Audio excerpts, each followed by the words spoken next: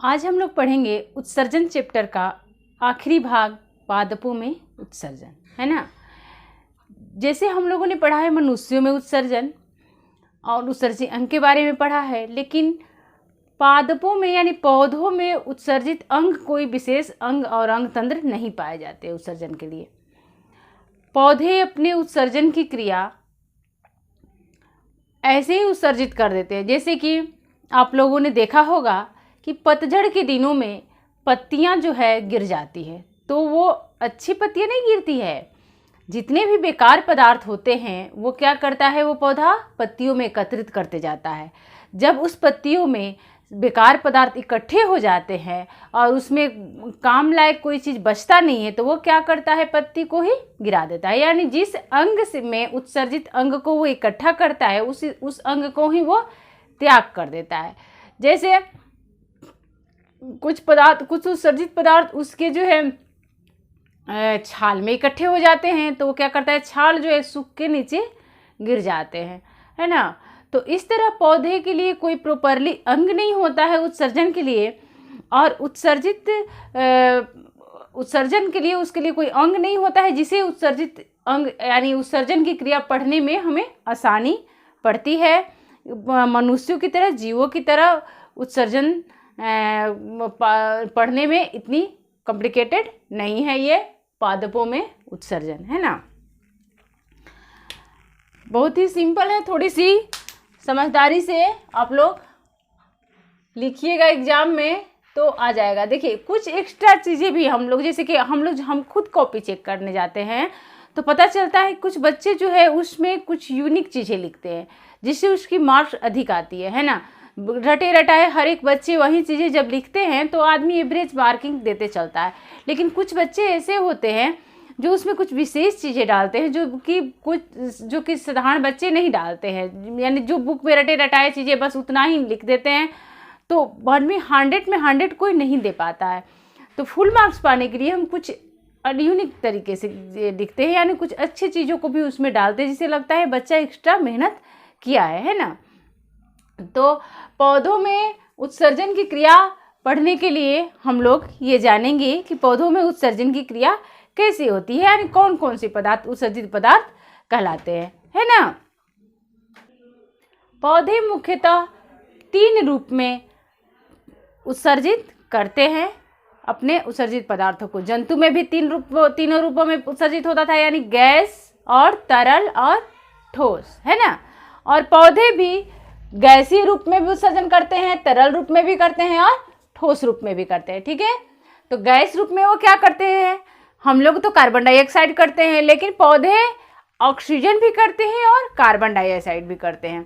जैसे कि श्वसन की क्रिया में वो क्या करते हैं, कार्बन डाइऑक्साइड का उत्सर्जन करते हैं, और प्रकाश संश्लेषण क्रिया के दौरान वो ऑक्सीजन का उत्सर्जन करते हैं। ये किसके द्वारा होता है, स्टोमाटा के द्वारा होता है ना। मैंने बताया है किस प्रकार स्टोमाटा जो है पत्तियों के नीचे पाया जाता है और उसके सरफेस एरिया पर पाया जाता है, और क्या होता है कि वहाँ से वो एक स्टोमाटा एक छिद्र होता है और उसी छिद्र से गैस जो है बाहर निकलता है ना। इसी के साथ साथ कुछ जल वाष्प भी निकलते हैं, है ना, जल वाष्प भी निकलते हैं। जल वाष्प भी पौधों के पत्तियों से, उसके स्टोमाटा से बाहर उत्सर्जित होते हैं। हमने बताया ही है कि पौधों में जल का जो अवशोषण होता है, उस अवशोषण के लगभग 95% जो है वाष्पोत्सर्जन की क्रिया के द्वारा जल बाहर, पौधों से बाहर पत्तियों द्वारा निकल जाता है। उसके 5% ही पौधे अपने उपापचयी क्रियाओं के लिए, अपने जरूरी कार्यों को पूरा करने के लिए फिर सिर्फ उत्सर्जन का, अवशोषण का 5% ही यूज कर पाते हैं। बाकी 95% वो जलवाष्प के रूप में उत्सर्जित कर देते हैं। और कुछ गैस भी होते हैं, है ना, कुछ गैस भी होते हैं, कुछ तेल भी होते हैं जो वाष्पशील होते हैं। और वाष्पशील तेल हमेशा क्या होता है कि वाष्पीकृत होता रहता है और सुगंध पैदा करता है, जिससे आसपास के कीट जो है आकर्षित होते हैं और परागण की क्रिया करने में उसे मदद करते हैं, है ना। तो वाष्पशील तेल भी उत्सर्जन की क्रिया के दौरान उत्सर्जित पदार्थ है। यानी जैसे नींबू है, दूर से ही स्मेल आता है उसमें, है ना। चंदन है, चमेली है, लौंग है, ये सभी में वाष्पशील जो है तेल पाया जाता है जो सुगंध पैदा करता है। और देखिए ये हो गया गैस के रूप में। अब आते हैं हम लोग तरल के रूप में। तरल के रूप में कौन कौन से चीज़ें जो है उत्सर्जित होते हैं पौधों में, है ना। आप लोग कनैला के पौधा देखे हैं? कनैला का जो पीला पीला नहीं, कनेर का कनैला जिसे हम लोग बोलते हैं, पीला पीला उसका फ्लावर होता है, फूल होता है। और उसका पत्ती कभी तोड़ कर ऐसे देखिएगा, तोड़िएगा तो उसमें से उजला दूध जैसा चीज निकलता है। पीपल का भी या बरगद का भी पत्ता तोड़ कर ऐसे देखिएगा ना, तो उसमें से दूध जैसा तरल पदार्थ निकलता है ना। और पपीता के पत्ता में भी देखिएगा तो निकलता है। पपीता जो छीलिएगा, थोड़ा सा भी हल्का भी कच्चा पपीता लीजिएगा, उसमें भी उसके जब काटिएगा तो उजला पदार्थ निकलता है, तरल पदार्थ निकलता है। उसे बोलते हैं लैटेक्स। उसे क्या बोलते हैं? लैटेक्स। लैटेक्स में कौन कौन सी चीज़ें, और लैटेक्स जो है क्या, तो वो भी जो है पादप का उत्सर्जी पदार्थ है। और वो देखिए किस किस में, जैसे पीपल का पत्ता है, बरगद का पत्ता है ना, पीला कनेर है, ये सब में लैटेक्स, उसके पत्तियों में लैटेक्स पाया जाता है। और वो लैटेक्स जो है कीटाणुओं को मारने की क्षमता रखता है ना। वो लैटेक्स क्या करता है? कीटाणुओं को मारने की क्षमता रखता है। वो थोड़ा कसाव भी होता है और शाकाहारी बहुत सारे बैक्टीरियल्स को मारने के लिए भी वो सहायता करता है पत्तियों का, है ना। जैसे कि पपीता है, पपीता में पेपेन नामक जो है लैटेक्स यानी एंजाइम्स जो है पाया जाता है। उसके लैटेक्स में पेपेन नाम एंजाइम्स पाया जाता है, जो क्या करता है? हमें भोजन को पचाने में हमारी मदद करता है, हमारी सहायता करता है ना। और केले के पत्ते में भी वो लैटेक्स पाया जाता है, जिससे केले के पत्ते में कीड़े नहीं लगते हैं, है ना। और पेपेन नामक क्या होता है? एंजाइम पाया जाता है जो क्या करता है? हमारे भोजन को पचाने में मदद करता है।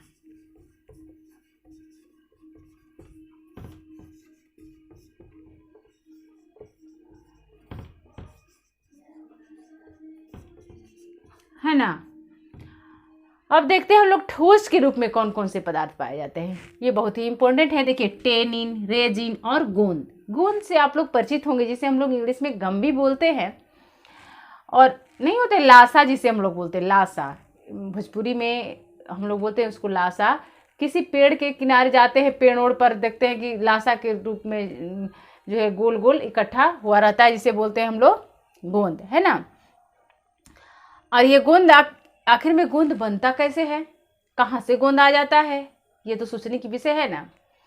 तो क्या होता है कि जैसे कि हमारे सेल मरती, हमारी कोशिका, हमारे शरीरों में जो है कुछ सेल मरते हैं, तो क्या होता है? नाखूनों से बाहर निकलते हैं डेड सेल। उसी प्रकार जो है कुछ शरीर इतना बड़ा पौधा होता है, या छोटा हो या बड़ा हो, उसमें सेल तो मरेंगे ही ना। कभी क्षतिग्रस्त हुआ सेल, बहुत सारे सेल्स जो है उसकी कोशिकाएं जो है डैमेज होती है। तो डैमेज होने के बाद क्या होता है? कोशिकाओं में, पौधों की कोशिकाओं में क्या होता है? पाया जाता है क्या? सेल वाल, है ना। पौधों की कोशिकाओं में क्या पाया जाता है? सेल वाल यानी कि कोशिका भित्ति, है ना। ये सेल मेम्ब्रेन हुआ यानी कोशिका झिल्ली हुआ, और उसके बाद जो है कोशिका भित्ति पाया जाता है। और कोशिका भित्ति किससे बना होता है? सेलुलोज से बना होता है। कोशिका भित्ति किससे बना होता है? सेलुलोज से बना होता है। तो वो सेलुलोज जो है ये जब मरता है तो क्या होता है? सेलुलोज एक चिपचिपा पदार्थ के रूप में निकलता है। ये खराब होकर के कैसा निकलता है? चिपचिपा पदार्थ की तरफ निकलता है। और वृक्ष के बार्क में यानी छाल के बाहर जो है ये निकल जाता है। तो वहाँ से हम लोग इकट्ठा इसे कर लेते हैं, किसी चीज़ को चिपकाने में इसके काम ये जो है गोंद आता है। ये जल में घुलनशील होता है। क्या होता है? जल में घुलनशील होता है।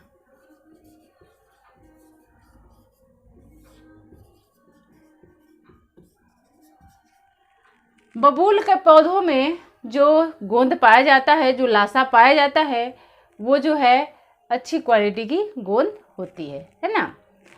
और देखिए अब ये गोंद हो गया। अब आते हैं हम लोग रेजिन में। ये रेजिन क्या है ना? ये रेजिन क्या है? ये पुराने जाइलम में संचित होता है। पुराने जब जाइलम हो जाते हैं तो जाइलम में इस तरह रचना होती है ना। जाइलम जो चैप्टर पढ़ाए हैं हम, उसमें बताए हैं जाइलम वेसिकल्स वगैरह, तो उसमें इस तरह की रचनाएं होती है, जिसे रेजिन ट्यूब्स भी बोलते हैं। उसमें पुराने जब हो जाता है तो वहाँ जो है इकट्ठा हो जाता है। कैसे बनता है ये रेजिन, क्या होता है ये रेजिन, जानना जरूरी है ना? आप लोग हींग देखे होंगे, जो खाना में हम लोग यूज करते हैं, वो हींग भी एक प्रकार का रेजिन ही है ना? वो क्या होता है कि रेजिन, जैसे वाष्पशील तेल मैंने बताया है यहाँ पे वाष्पशील तेल के बारे में। वही वाष्पशील तेल क्या होता है, ऑक्सीकरण हो जाता है। उस वाष्पशील तेल का ऑक्सीकरण हो जाता है। क्या हो जाता है? वाष्पशील तेल का, डस्टर कहाँ है? वाष्पशील तेल का जो है ऑक्सीकरण हो जाता है।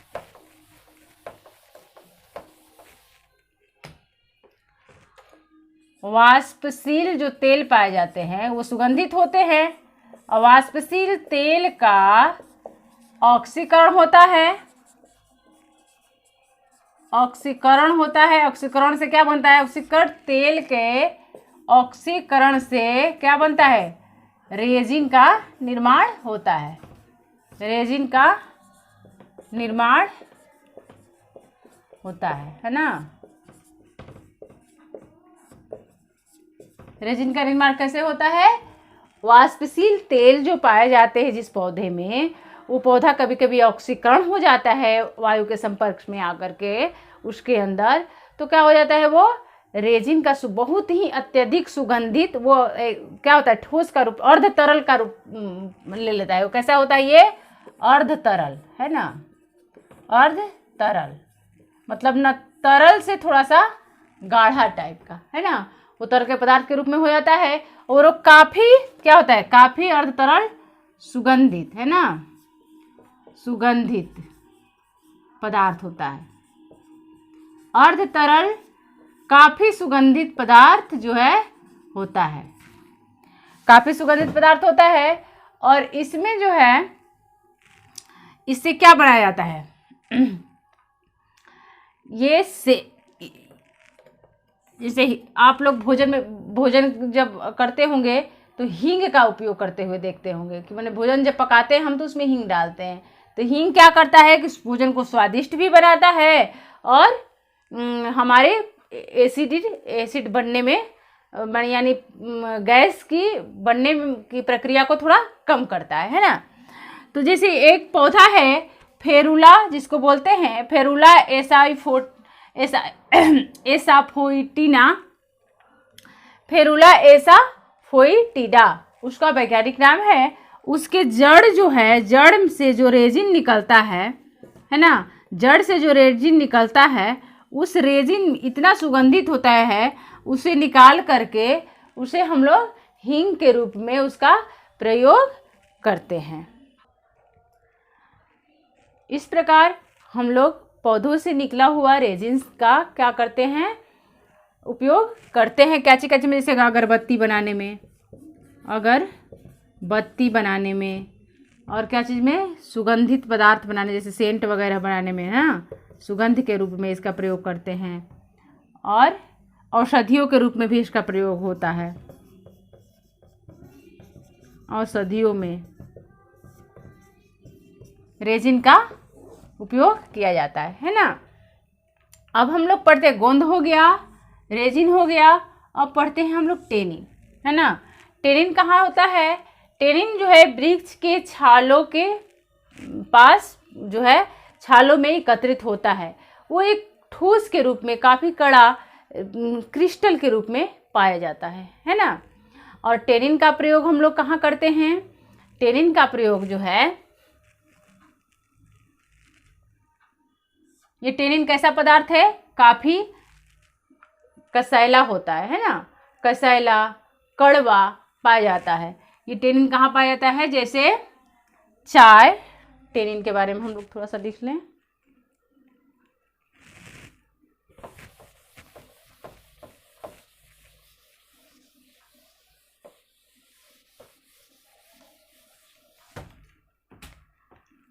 टेनिन जो है, इसका स्वाद जो होता है कड़वा एवं कसाव होता है। और इसका उपयोग कहाँ होता है? उपयोग जो होता है किसी चीज को रंगने में, है ना, और चमड़ा को सख्त बनाने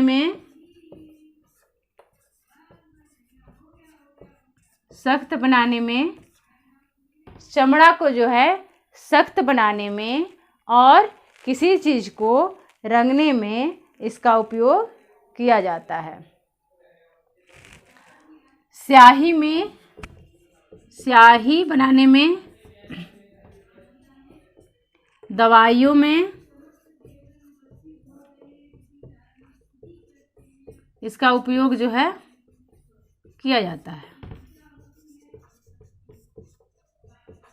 कहाँ पाया जाता है? जैसे कि कहाँ जाता है? ये जो है टेनिन चाय की पत्तियों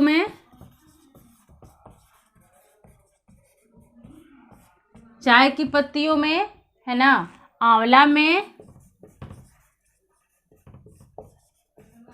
अर्जुन के छाल में,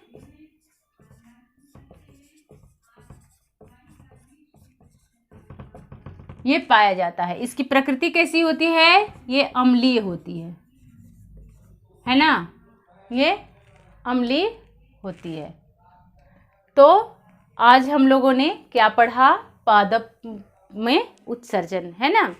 इसके लिए हम लोग ने जाना कि पादप में कोई ऐसी उत्सर्जित अंग विशेष नहीं पाई जाती है। वो जहाँ से उत्सर्जन करता है उसी अंग को वो त्याग कर देता है ना। पत्तियों में अगर वो उत्सर्जित पदार्थ इकट्ठा होता है तो वो पत्ती को गिरा करके फिर पुनः नया पत्ती का निर्माण वो करता है। बार्क यानी छाल में उत्सर्जित पदार्थ इकट्ठा होता है तो वो छाल को भी त्याग देता है ना। तो गैस के रूप में पौधों में ऑक्सीजन और कार्बन डाइऑक्साइड तथा जलवाष्प जो है निकलते हैं। कुछ वाष्पशील सुगंधित तेल भी गैस के रूप में उत्सर्जित होते हैं, है ना। और तरल में हम लोग लैटेक्स के बारे में जाना। लैटेक्स पत्तियों को जो हम लोग ऐसे तोड़ते हैं या पपीता में जो दूधिया जैसा पदार्थ जो निकलता है वो लैटेक्स है। उसमें जो है रेजिन, टेनिन, गोंद और बहुत सारे कार्बोहाइड्रेट्स, इस बहुत सारे चीज़ों का ये वो मिक्सर होता है ना, जिसके वजह से शाकाहारी जीव उसको खाने में, शाकाहारी जीवों से उसकी बचाव होती है। वो जहरीला प्रकृति की होता है। और बहुत सारे जैसे पपीता में जो लैटेक्स पाया जाता है उसमें पैपेन नामक एंजाइम होता है जिससे हमारे भोजन को पचने में मदद मिलती है ना। ठोस के रूप में जो हमारे पौधे उत्सर्जित करते हैं पदार्थ वो है टेनिन, रेजिन और गोंद, है ना। गोंद कैसे बनता है? गोंद जो है पौधों में उपस्थित कोशिकाओं के मरने के उपरांत जो उसमें सेल वाल पाया जाता है यानी कोशिका भित्ति पाई जाती है वो भी मरती है तो सेल वाल में सेलुलोज पाया जाता है, उससे एक चिपचिपा पदार्थ बनता है। वही पदार्थ जो है लसलसा होता है और वो गम के रूप में यानी गोंद के रूप में निकलता है। बबूल में पाया जाने वाला गोंद अच्छी क्वालिटी की गोंद माना जाता है ना। रेजिन यानी चीड़ यानी पाइनस वगैरह, चीड़ वगैरह में पाया जाता है। पाइनस जिसको बोलते हैं उस प्रकार के पौधों में ये पाया जाता है। ये ज्वलनशील पदार्थ है। और ये रेजिन किससे बनता है? ये पुराने जाइलम में एकत्रित होता है। और ये पाया कहाँ बनता कैसे है? जैसे कि मैंने बताया वाष्पशील पदार्थ जो होते हैं किसी विशेष पौधों में, जैसे हींग है, क्या बोलते हैं, लौंग है, चमेली है ना, चंदन है, ये सारी चीज़ों में वाष्पशील तेल पाए जाते हैं। और उस वाष्पशील तेल का ऑक्सीकरण जब होता है तो क्या बनता है? रेजिन का निर्माण होता है। और वो रेजिन अत्यधिक सुगंधित हो जाता है और वो अर्ध तरल पदार्थ के रूप में पाया जाता है। और उसका उपयोग जो है सुगंधित तेल बनाने में और अगरबत्ती बनाने में, जैसे हम लोग हींग के रूप में उसका उपयोग करते हैं।